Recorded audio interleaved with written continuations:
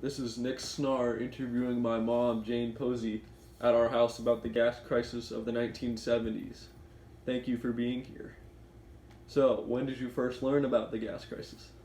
I remember when I was a kid. That would have been, I guess, when the first one happened in 1972 or 73, I think it was.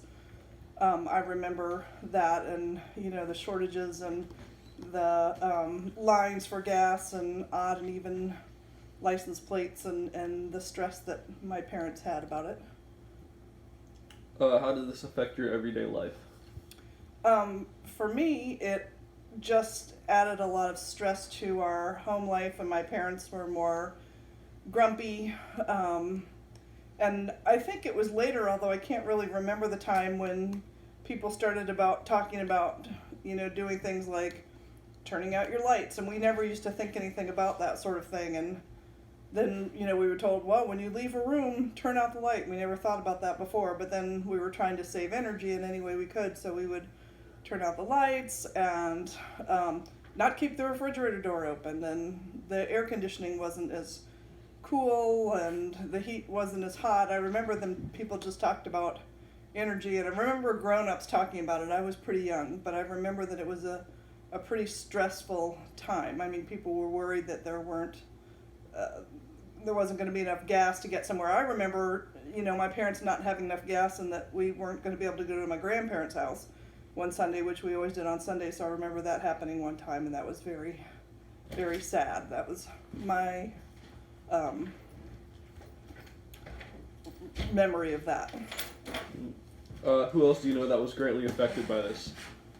Well, I think pretty much everybody around was affected by it. I mean, the whole country was affected, both in 1973 and then, that kind of kept on and on. The gas never did go back down. I remember seeing gas prices when I was a kid, and they were like, I don't know, 20 cents or something like that, and then all of a sudden it went up, and I remember it being 75 cents, and that was a huge burden for people. They didn't have, we didn't have a lot of money. People didn't have extra money, even like people do now around here anyway.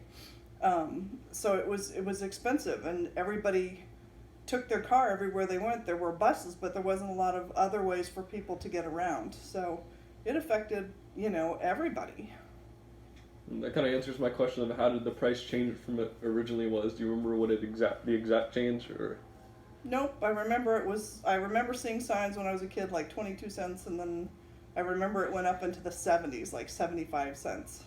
But I can't remember exactly, the timing of how that happened. What was done to try to solve the issue? Well, I actually don't remember too much about it. As far as what was done, I'm sure that politicians were trying to negotiate with the leaders of OPEC to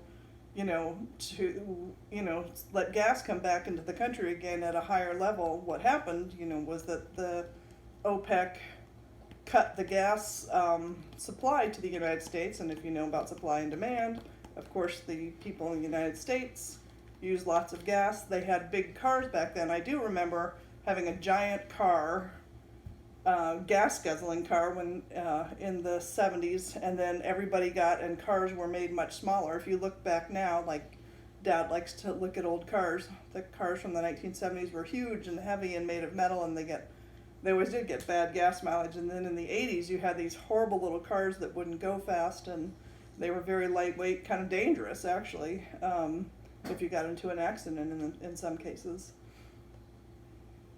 Well, thank you. That's the end of the interview.